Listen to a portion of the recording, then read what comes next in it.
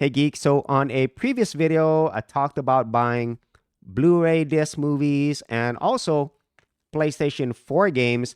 And in that, I mentioned that I currently do not have a Blu-ray player. I don't have a modern PlayStation game systems, and I don't even have a television. So in that video, I kind of tried to explain why I did that.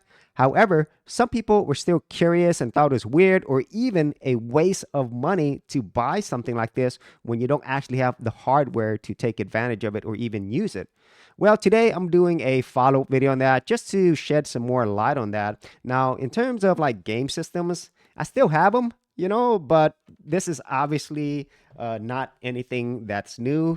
These game systems are ones that I grew up with. And honestly, I've had game systems ever since the original Atari. I had a Commodore 128. So basically, I've had all the game systems, including 3DOs and Jaguars. And when it comes to movies, I used to be big into collecting movies and home theater. I think I had over 200 movies, everything from VHS to Laserdisc to DVD. And for some of you out there, you might be too young to remember what VHS or Betamax is or what even a Laserdisc is, but I've had it over the years.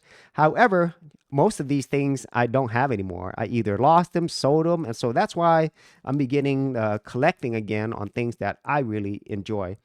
However, people are still wondering, why don't you have these things? Well, eventually I will get a PlayStation so then I could play games, but also most importantly, play these Blu-ray movies and also a TV as well because, well, PlayStation 5 right now is $500 and the TVs that I want are pretty expensive as well. So at some point, I will be getting those. So with all of that being said, I am going to include a video that I did talking about why I don't have a television. This is from 2018 that I made this video, and I'll also leave a link to the original videos talking about why I don't have a TV and also talking about why I bought these in the description area below. So hopefully for anybody who's even curious about my thoughts on this, it'll shed some more light on why I currently don't have those things and only have these things. Hey, welcome to another episode of GeekOutdoors.com. If you've been a long-time subscriber of my channel, then you probably heard me talk about this off and on, especially on my live streams. And it's something that I never really elaborated upon or got into much detail about. But today I am going to be talking about that. And the subject that I'm referring to here is why TV and the internet is bad for your health and your wealth. And so before I get any further into this, I will say that these are my own personal opinions and thoughts. So these things might not be relevant to everyone, nor will everyone agree with this.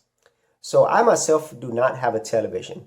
I really haven't sat down and watched TV in about 3 years now. And to be honest with you, it's one of the best decisions that I've made. And so let me first focus on why this is bad for your health.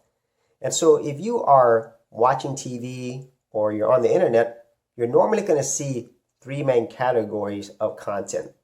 That is politics, entertainment, and sports. And this is not by accident. This is by design. And so whenever you spend a lot of your time watching this type of content, how do you normally feel? I would say for the majority of people, you're probably in a negative mood. Either it's something that really brings you down or something that makes you angry, or it's just stuff that doesn't really add anything to your life.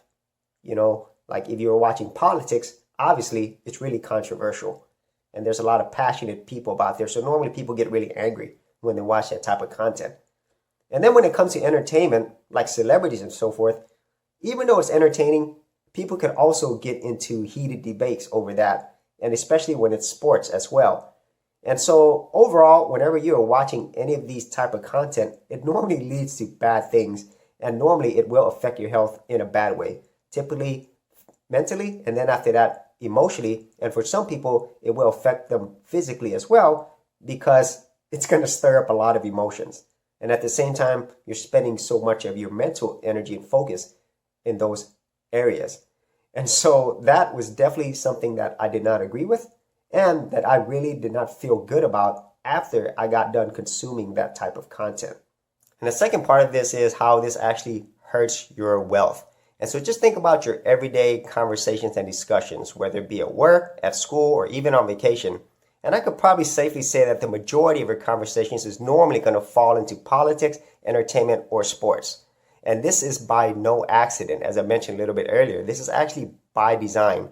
And so if you think about it objectively, whenever you got into these conversations, have you ever gotten any wealthier?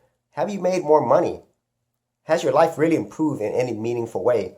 I would argue that that's a no. And about the only people who are actually making money in these three categories is the actual media companies providing this content.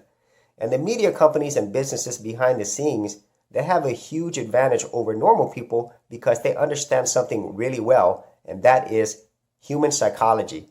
They understand and they have the data to show what really triggers people, what's going to keep people spending a lot of their time and energy in these areas that will really not improve their wealth in any significant way.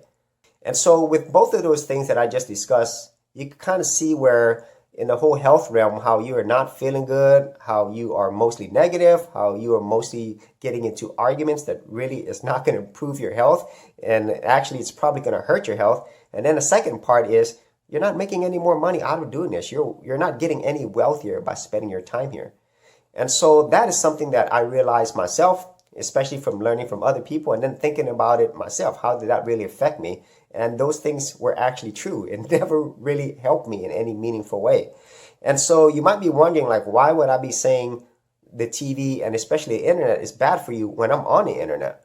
Well, I say that because it really depends on what you're watching. And so the content that you are consuming, and most importantly, the content that you are actually putting into action is the most important things. And so let me tell you what I've done since then, since really not spending any time on television and very little time on the internet watching any of these three categories.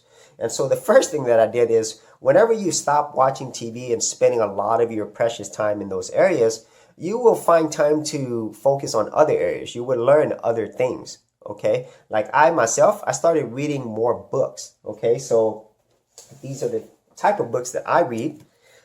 Things such as this, Unlimited Power right here, the Deming Management System. I'm reading this one right now, the Freelancer's Bible, and also other subjects like this, okay? And also, here's another book right here. And so these things, books, in my opinion, is something that is always going to be, for the most part, something that actually enhances your mind, okay? Now, much like TV, it really depends on what you are reading. But that's the first thing. I started reading a lot more. And then the second thing, since I wasn't spending a lot of my time, even on the internet, watching these three categories, I spent more time focused on things that will actually improve my life and actually increase my wealth. And I've been watching more and more business-related stuff, more things related to creating content, being creative, things that I've never really done before. And then in terms of my health, this has helped immensely. Everything from my mental, emotional, to my physical health. I'm outside a lot more. I do way more active things. And in terms of my mental and emotional health, I'm a lot more positive. And since my focus is not spent on those areas, I can actually spend more time developing my mental creativity and also what I learned that will actually improve my life for the long term. And so that is it for this particular episode of why TV and the internet is bad for your health and wealth. And this is something that I would not have known if I did not experience this for myself. And so if you are feeling that this is something that's affecting you, I would highly recommend that you try slowly but surely to maybe watch less TV. Or if you are on the internet, spend less time in those three categories and then see if it actually helps you in any significant way, much like it has helped me. And so if you had any thoughts about this, whether you agree, disagree, whether you've experienced this yourself, be sure to leave it in the comments area below.